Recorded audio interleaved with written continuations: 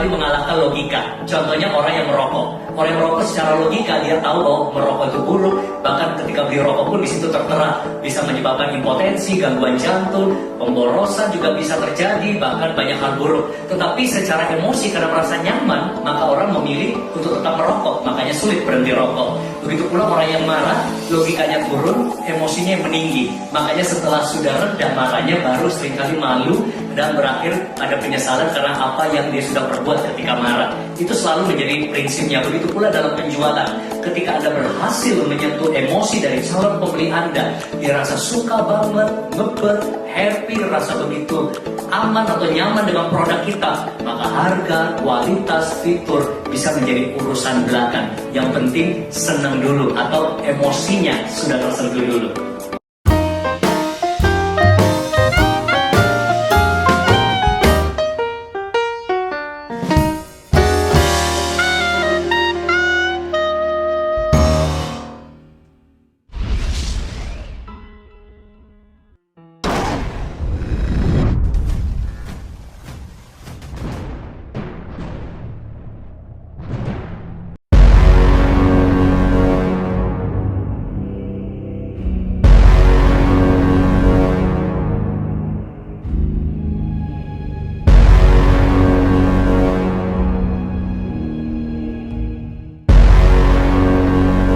Ada seseorang berkomentar di channel ini, sebagai berikut.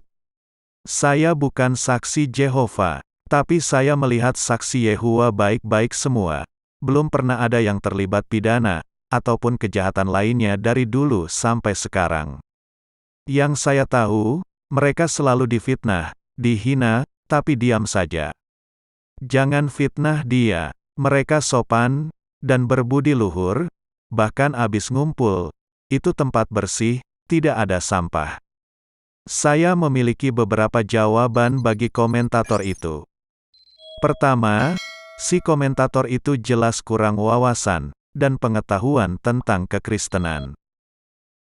Kedua, ia hidup dalam sebuah tempurung sehingga kurang informasi. Ketiga, dia sudah terpikat dan terjerat secara emosional dengan teknik menjual dan marketing organisasi menara pengawal. Nah, mari kita bahas satu persatu. Pertama, untuk menjadi orang baik dan berbudi luhur, tidak perlu menjadi seorang yang beragama saksi Yehuwa. Seorang ateis pun bisa, dan bahkan lebih baik dari seorang saksi Yehuwa. Misalnya adalah Warren Buffett. Mr. Warren adalah seorang ateis, tetapi dia juga seorang filantropis, yang menyumbangkan 99% kekayaannya, untuk keperluan-keperluan kemanusiaan. Pertanyaannya adalah, apakah ada seorang saksi Yehuwa yang mengerjakan hal yang lebih baik, dan berbudi luhur dibandingkan seorang ateis seperti Mr. Warren? Atau, apakah kita pernah mendengar organisasi menara pengawal melakukan sesuatu yang bersifat filantropis bagi kemanusiaan? Inti dasar kekristenan itu, bukan tentang baik, ataupun berbudi luhur. Kekristenan adalah tentang keselamatan kekal, yang hanya bisa diperoleh melalui iman kepada Tuhan Yesus. Dan setelah beriman kepada Tuhan Yesus, barulah setelah itu seorang Kristen menghasilkan buah-buahnya, yaitu perbuatan baik dan berbudi luhur. Kedua, komentator itu kurang informasi, padahal dia hidup di zaman yang penuh informasi. Silahkan googling kata kunci, Jehovah Witnesses and Pedophile. Maka Anda akan menemukan begitu banyak saksi-saksi Yehuwa yang terlibat dalam kasus pedofil. Bahkan, organisasi menara pengawal, dikenal sebagai surganya para pedofil, karena organisasi ini dengan sengaja menyembunyikan ribuan kasus-kasus pedofil yang dilakukan oleh anggotanya. Silahkan saksikan video nomor 37 untuk beritanya. Si komentator ini juga tidak tahu arti kata fitnah. Fitnah adalah penyampaian sesuatu tidak berdasarkan kebenaran atau fakta. Nah, apa ada yang disampaikan channel ini merupakan hal yang tidak benar? Tidak ada. Semua yang disampaikan channel ini adalah fakta. Ketiga, si komentator itu adalah korban dari propaganda marketing dan menjual yang dilancarkan oleh organisasi lembaga menara pengawal. Di dalam video ini, saya akan membuktikan bahwa semua upaya yang dilakukan oleh saksi-saksi Yehua hanyalah merupakan upaya teknik-teknik menjual dan marketing untuk menarik minat orang. Misalnya, kita bisa lihat dalam dua contoh berikut ini. Contoh yang pertama, bayangkan orang yang berpenampilan seram di dalam video ini mengetuk pintu rumah Anda. Apakah Anda akan membukakan pintu dan berbicara dengannya? Tentunya tidak. Sekarang, kita bandingkan dengan penampilan dua orang ini mengetuk pintu rumah Anda. Apakah Anda akan membukakan pintu dan berbicara dengan mereka? 99%, saya percaya Anda akan membukakan pintu bagi mereka. Apalagi jika Anda melihat ada anak-anak kecil dalam video ini mengetuk rumah Anda. Bukankah hati Anda tergugah dan tersentuh sehingga membukakan pintu dan menyapanya? Mengapa ada perbedaan sikap dari kedua contoh tersebut? Jawabannya sangat sederhana, yaitu penampilan. Penampilan bisa mengubah persepsi. Teori penampilan ini digunakan oleh pencopet di dalam sebuah bis yang padat. Apakah Anda kira seorang pencopet akan mengenakan pakaian compang-camping dan berbadan bau saat dia berusaha mencopet korbannya di sebuah bis? Tentunya tidak. Jika pencopet berpakaian compang-camping, maka ia akan sangat sulit untuk mencopet korbannya. Sebaliknya, pencopet itu akan berpakaian rapi, berdasi, memakai parfum, dan membawa tas kantor. Pencopet itu akan menyamar sebagai orang kantoran sehingga tidak ada satupun orang yang mencurigainya. Dengan demikian, pencopet itu akan berhasil mencopet korbannya karena korbannya tidak menjaga jarak dan tidak mencurigainya. Dan saya berharap Anda tidak salah paham dengan ilustrasi yang saya buat. Saya tidak memaksudkan bahwa saksi-saksi Yehua yang berkunjung ke rumah Anda adalah orang jahat. Tidak. Saksi-saksi Yehua yang mengunjungi rumah Anda adalah orang-orang yang tulus dan baik. Dan mereka mengira sedang menjalankan kehendak Allah, yaitu membuat murid.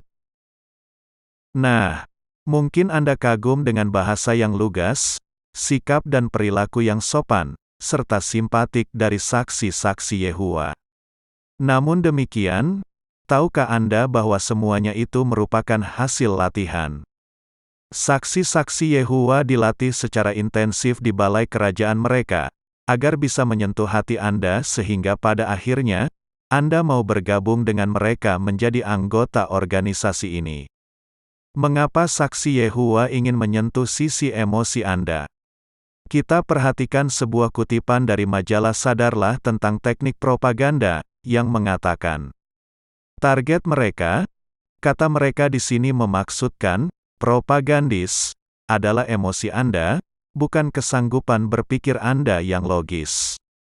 Nah, jika Anda sudah tersentuh secara emosi, maka secara otomatis, daya nalar Anda akan lumpuh.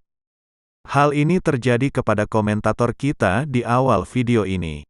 Si komentator ini sudah tersentuh hatinya secara emosional, sehingga dia tidak mampu lagi untuk menguji ajaran saksi Yehua secara sehat.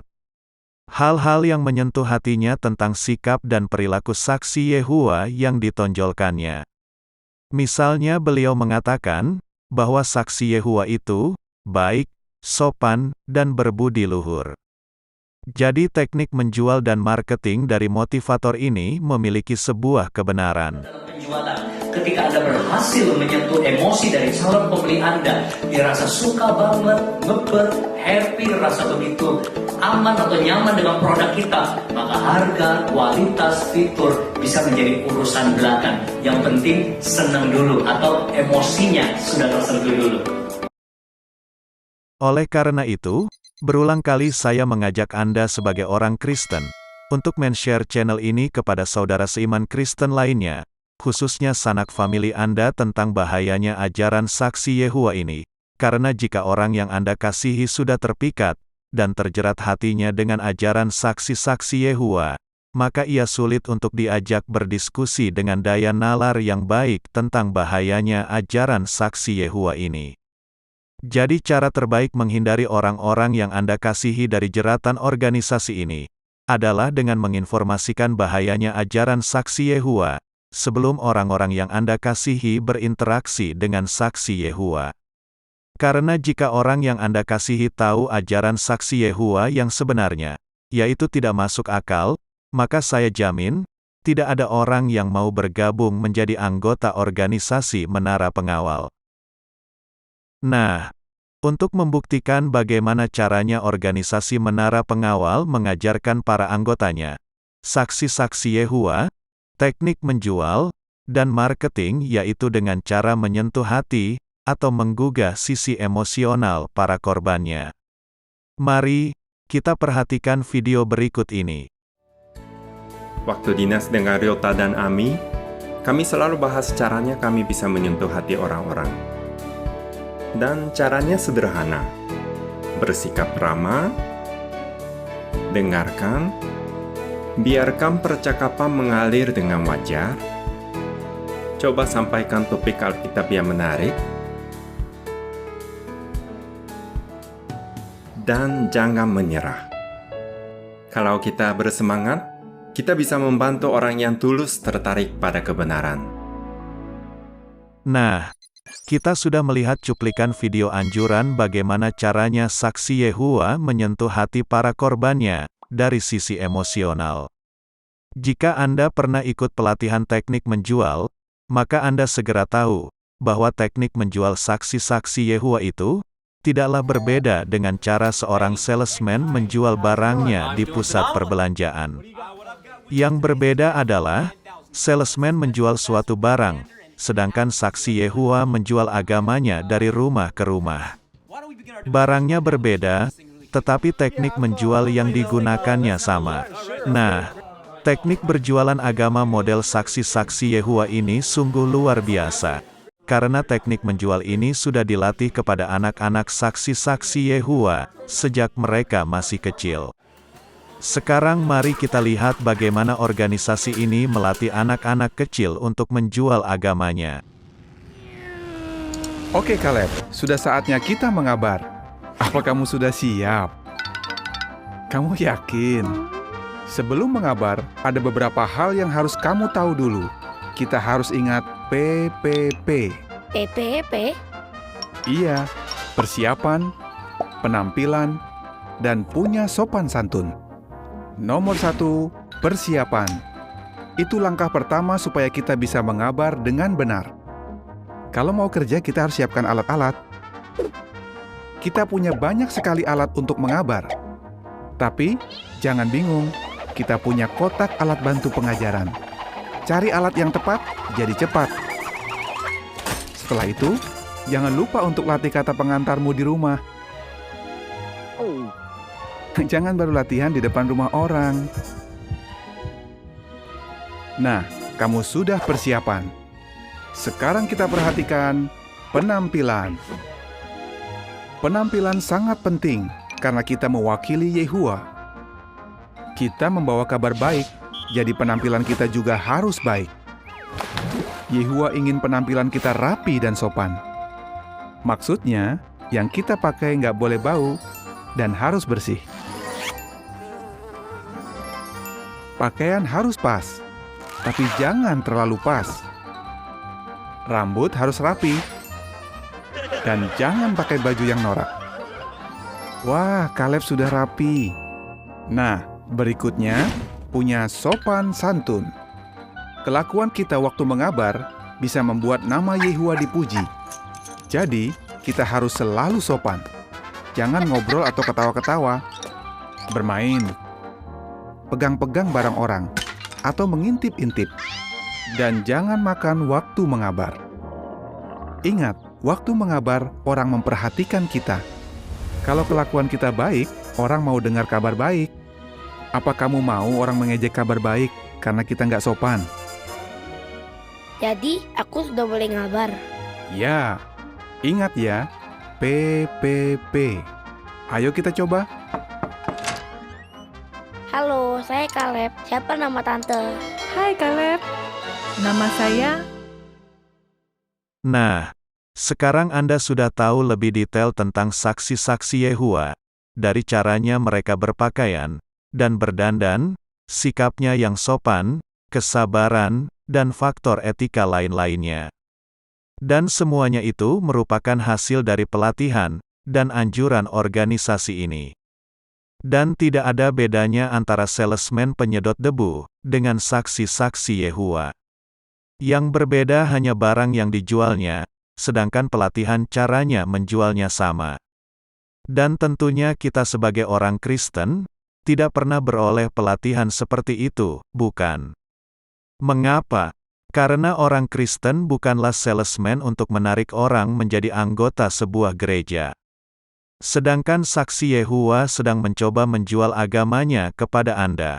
Dan agar Anda tertarik mau bergabung, maka saksi Yehua perlu digunakan teknik-teknik menjual.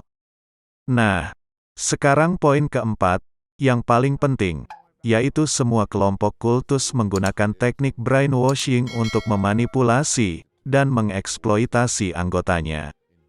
Demikian juga dengan saksi-saksi Yehua. Teknik brainwashing ini disebut sebagai demand for purity atau tuntutan kemurnian. Teori demand for purity dicetuskan oleh Robert Lifton.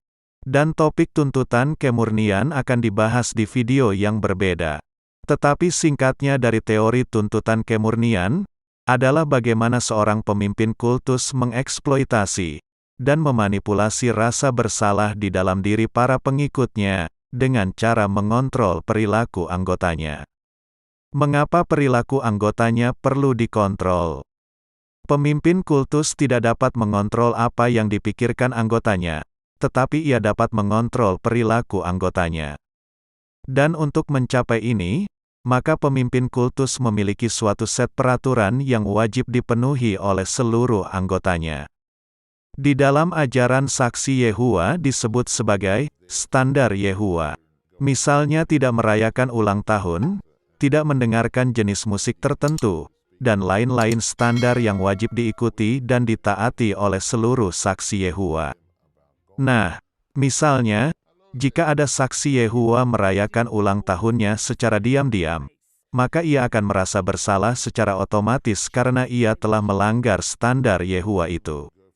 Atau jika ada saksi Yehua melanggar suatu peraturan, dan pelanggaran itu diketahui oleh sidang jemaat lainnya, maka seluruh saksi-saksi Yehua yang lainnya akan menghujatnya dengan berbagai hujatan. Hal ini bisa kita lihat di dalam agama Islam.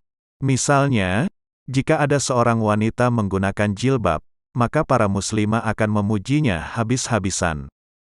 Tetapi saat jilbab itu dilepas, maka dia akan dihujat oleh muslimah lainnya. Nah, jika Anda seorang Kristen yang menyaksikan channel ini, tolong share channel ini kepada saudara seiman Kristen lainnya, khususnya sanak famili Anda, karena kita tidak ingin orang-orang yang kita kasihi terpikat dan terjerat dengan teknik-teknik menjual dari saksi-saksi Yehua.